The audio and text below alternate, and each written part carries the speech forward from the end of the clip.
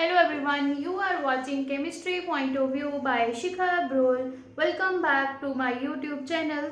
तो last lecture में हम लोगों ने बात की थी ओलिगोसेकेराइड्स की. इस लेक्चर में हम लोग कवर करेंगे next topic that is polysaccharides from class 12th chapter number 14.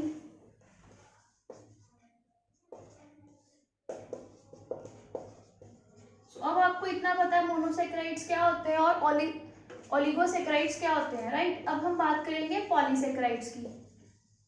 अगर दो या दो से ज्यादा मोनोसेकेराइड कंबाइन होते हैं from N2 to N10 then वो होते हैं ओलिगोसेकेराइड्स. और जब N की वैल्यू ग्रेटर देन 10 हो जाती है उस टाइम पे हमारे पास बनते हैं पॉलीसेकेराइड्स. मतलब n number of molecules combine होते हैं और उनकी वैल्यू 10 से ज्यादा होती है, या हम ऐसे बोल सकते हैं वो काउंटेबल नहीं होते, राइट. तो लिखिए these are the polymers of monosaccharides. These are the polymers of monosaccharides having general formula C6H10O5 raised to power n. यहाँ पे जो सब्सक्रिप्ट है वहाँ पे आया n, मतलब n number of molecules combine होंगे. एक मोनोसेकेराइड का फॉर्मूला ये रहेगा क्योंकि लिंकेज बनती है ऑक्सीजन ऑक्सीजन की, इसलिए यहाँ पे एक ऑक्सीजन कम है और दो हाइड्रोजन कम है क्योंकि एक वाटर मॉलिक्यूल बाहर निकलता है, तब दो यूनिट्स कंबाइन होते हैं, जो आपने लास्ट लेक्चर में भी देखा था, right. Okay, polysaccharides are amorphous insoluble in water. Oligosaccharides crystalline थे, पॉलीसेकेराइड्स अमॉर्फस है. अमॉर्फस मींस ये क्रिस्टलाइन नहीं होते, ये किस फॉर्म में होते हैं? पाउडर फॉर्म में होते हैं, right. And they are insoluble in water. पानी में ये डिसॉल्व नहीं होते. They are not sweet in taste, और इनका जो टेस्ट है वो स्वीट नहीं होता. And generally these are non sugars. इससे पहले जब हमने बात की थी ओलिगोसेकेराइड्स और मोनोसेकेराइड्स की, वो दोनों शुगर यूनिट थी और ये यहाँ पे है non sugar units. For example starch, cellulose, glycogen etcetera. और आपको पता होगा हम लोगों ने रिड्यूसिंग और नॉन रिड्यूसिंग शुगर्स करी थी, उनमें भी हम लोगों ने इनके एग्जांपल्स यूज की थी, राइट. अब हम स्टार्ट करेंगे फर्स्ट स्टार्च के स्ट्रक्चर के साथ. तो write down the first compound starch. जैसे हमने कल पढ़ा था जिसमें हमने बात की थी सुक्रोज की, उसकी प्रॉपर्टीज की, उसके स्ट्रक्चर्स की, वैसे ही हम लोग आज बात करेंगे स्टार्च की. उसका फॉर्मूला क्या है, उसका स्ट्रक्चर क्या है और उसकी प्रॉपर्टीज कैसी है, राइट. सो लिखिए starch. It is found in the plant kingdom. It is found in the plant kingdom in leaves, stem, fruits, roots and seeds. Concentrated amount of starch is found in potatoes. और ये आपको याद भी होगा, आप लोग 6th class में एक प्रैक्टिकल करते थे साइंस में, जिसमें आपको प्रेजेंस ऑफ स्टार्च बताते थे टीचर्स. आयोडीन डाल के उसमें प्रॉपर जो है कलर आता था, पर्पल कलर का कलर, ब्लैकिश कलर, वो प्रेजेंस ऑफ स्टार्च बताता था हमें पोटैटो में, राइट. तो स्टार्च की प्रेजेंस चेक करते थे आप लोग. उसके अलावा पोटैटोज के अलावा स्टार्च होता है राइस में, कॉर्न्स में, नट्स में. And it is a major food reserve for plants. Plants अपना फूड जो रिजर्व करते हैं, स्टोर करते हैं, वो in the form of starch करते हैं. It is a white amorphous substance. जो स्टार्च है वो वाइट कलर का होता है, अमॉर्फस सब्सटेंस होता है, sparingly soluble in water and is not sweet in taste. It is a mixture of 2 polysaccharides. ये फर्दर 2 चीज़ों से बना होता है. One is amylose, other one is amylopectin. So ये दो नाम हैं, 2 पॉलीसेकेराइड्स हैं जिनका मिक्सचर है स्टार्च. अमाइलोज क्या होता है? अमाइलोज एक कंपोनेंट है स्टार्च का. इस अमाइलोज की बात हो रही है. It is a component of starch. It contributes 20% of mass. 20% मास जो स्टार्च का है वो अमाइलोज के कारण होता है. And it is a linear chain. Amylose क्या है? एक लीनियर चेन है जो कंडेंसेशन से बनती है और इसके बीच में 60 से लेके 300 तक के जो यूनिट्स हैं अल्फा डी ग्लूकोज वो कंबाइन होते हैं इन अमाइलोज। एंड इसका जो मॉलिक्यूलर फॉर्मूला होता है बहुत हाई होता है और यहाँ पे जो लिंकेज होती है वो अल्फा 1,4 लिंकेज होती है। ये आपने कल लेक्चर में पढ़ा था, alpha 1,4 glycosidic linkage. This is present in amylose. और अमाइलोज का स्ट्रक्चर देखेंगे अभी हम। अमाइलोज का स्ट्रक्चर मैं इस साइड ड्रॉ कर रही हूँ, चेक कीजिए। हमारे पास क्या होगा, जैसे हमने कल पढ़ा था 2 ग्लूकोज यूनिट कंबाइन होगी तो अल्फा 1,4 लिंकेज होगी।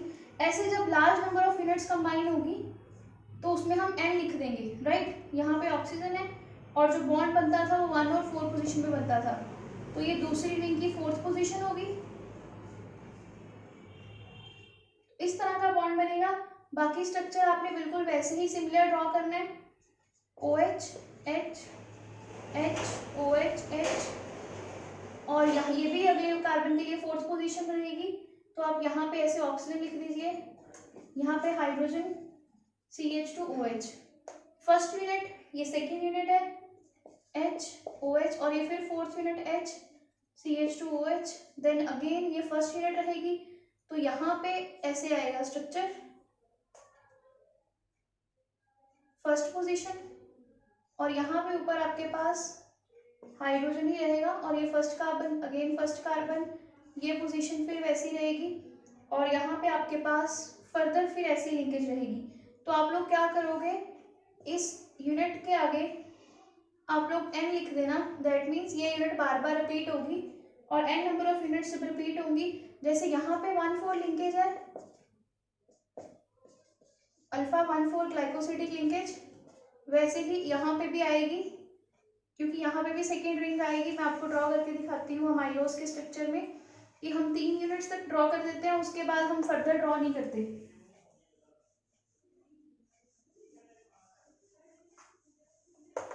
तो आप देख सकते हो यहाँ पे हमारे पास ये एक यूनिट है इस ऑक्सीजन के साथ, फर्दर यहाँ पे फिर अगली यूनिट होगी, उस यूनिट की भी 4th पोजीशन यहाँ कंपाइल हो रही है।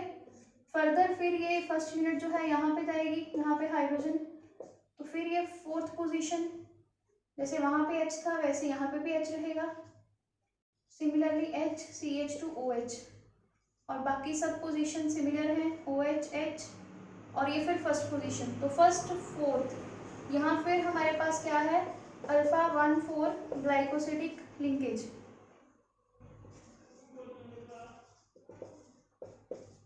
सो ये है स्ट्रक्चर अमाइलोज का, राइट। आगे हम बात करेंगे रिपीटिंग यूनिट की। तो ये यूनिट बार बार रिपीट हो रही है, यहाँ पे हमने N लिख दिया। हमेशा अल्फा 1,4 ग्लाइकोसिडिक लिंकेज ही बननी है। तो ये स्ट्रक्चर था अमाइलोज का, linear chain, alpha glucose combine होते हैं फर्स्ट और 4th यूनिट पे और ये हमारे पास रिंग स्ट्रक्चर बनते हैं, रिंग कंबाइन होती हैं। अब हम बात करेंगे अमाइलोपेक्टिन की। आई होप आपको ये स्ट्रक्चर पता लग गया होगा।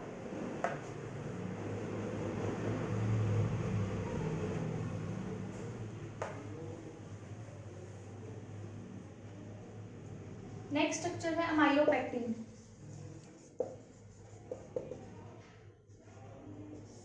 अमाइलोपेक्टिन में हमारे पास ब्रांच्ड पॉलीसेकेराइड यूनिट्स बनती हैं। अमाइलोज में थी लीनियर, ओके, और यहाँ पे 80% मास जो है वो कंट्रीब्यूशन होती है इन स्टार्च, 20% अमाइलोज और 80% amylopectin. It is also insoluble in water. Here 20 to 25 units compile to form the branching in a short chain, and that short chains combine to form the branch. and यहाँ पे alpha 1,4 glycosidic linkage होती है और फिर से branch होती है alpha 1,6 के साथ। मतलब पहले 1,4 होगी, फिर वो यूनिट आगे फर्दर कंबाइन होगी 6th वाले के साथ। इसको थोड़ा ड्रॉ करते टाइम आप ध्यान रखिएगा, थोड़ा बड़ा ही स्ट्रक्चर ड्रॉ करना, अदरवाइज आप बॉन्डिंग एक्सप्लेन नहीं कर पाओगे। पहले तो आपको 2 यूनिट्स वैसे ही ड्रॉ करने हैं जैसे आपने पहले किए। ओके, फर्स्ट पोजीशन, फर्दर ये आ गई हमारे पास 4th पोजीशन, राइट। और इनके बीच में बनी ये बॉन्ड अल्फा 1,4 ग्लाइकोसिडिक लिंकेज। बाकी सारी पोजीशन सिमिलर रहेंगी, तो ये आप सबको आता है। अब मैं पूरा ड्रॉ नहीं कर रही, बाकी सब वैसे ही है, तो आप वैसे ही लिखना प्रॉपर। अब उसके बाद क्या होगा, जो ये फर्स्ट पोजीशन है इस रिंग की, ये बन गई अल्फा 1,4 और ये है फर्स्ट पोजीशन, ये थी 4th पोजीशन, ये फर्स्ट पोजीशन। इस फर्स्ट पोजीशन ने क्या किया, फर्दर नीचे यूनिट जो थी उसके 6th कार्बन के साथ कंबाइन किया CH2। तो ये आप देख सकते हो, ये है 1,6 कॉम्बिनेशन और ये फर्दर 1,4 के साथ ही कंबाइन होगा। आप देख सकते हो, ये फर्स्ट, ये 6th कार्बन, 1,4 1,6 और यहाँ पे फिर वैसे ही रहेगी। आगे आप शो कर देना, बिल्कुल वैसे ही स्ट्रक्चर बाद में आपकी स्क्रीन पे आ जाएगा। मेन आपको लिंकेज बतानी थी मैंने, एक ये आई 1,4 और एक ये आई 1,6, 6th और फर्स्ट कार्बन। तो ये है अल्फा 1,6 ग्लाइकोसिडिक लिंकेज और ये है अल्फा 1,4। तो यहाँ पे हो रही है ब्रांचिंग और जो अमाइलोज था वहाँ पे लीनियर चेन थी। और ये ब्रांचिंग कुछ इस तरह से होती है हमारे पास, ओके। और यहाँ पे बीच में आयोडीन ट्रैप हो जाता है स्टार्च में, और फिर आपके पास जो कलर है ब्लू कलर आता है स्टार्च का, because of the presence of iodine. जैसे आपको मैंने पहले बोला, आपने एक्सपेरिमेंट किया होगा लोअर क्लासेस में, तो वहाँ पे हम लोग स्टार्च की प्रेजेंस को चेक करने के लिए आयोडीन यूज करते हैं। तो स्टार्च बीच में ट्रैप कर लेता है आयोडीन को और ब्लू कलर शो करता है, जिससे हमें प्रेजेंस ऑफ स्टार्च के बारे में पता लगता है। इसके अलावा आपके सिलेबस में 2 चीजें और हैं, ग्लाइकोजन एंड सेलुलोज। जो ग्लाइकोजन है वो बेसिकली लिंकअप है कहीं ना कहीं माइलोपेक्टिन के साथ। कैसे, आप देखिए, स्टार्च जो है वो प्लांट जो है उनके स्टोर है, वो ग्लूकोज स्टोर करते हैं अपनी नीड्स के लिए। जो एनिमल्स होते हैं वो अपना फूड जो स्टोर करते हैं इन द फॉर्म ऑफ ग्लाइकोजन करते हैं। यही डिफरेंस है स्टार्च और ग्लाइकोजन में, स्टार्च एंड ग्लाइकोजन। ग्लाइकोजन हम बोल सकते हैं ह्यूमंस का स्टार्च है, एनिमल्स का स्टार्च है, और प्लांट्स के लिए जो स्टार्च है अपना फूड वो स्टोर करते हैं, वो in the form of starch करते हैं, हम लोग इन द फॉर्म ऑफ ग्लाइकोजन करते हैं, राइट। अगला टॉपिक है सेलुलोज। सेलुलोज में मैं आपको इतना बताऊंगी, जो चीजें आपको पता होनी जरूरी है। सेलुलोज वुड में प्रेजेंट होता है, cellulose is present in would, and यहाँ पे जो कॉम्बिनेशन होता है वो बीटा बीटा फॉर्म में होता है, ओके।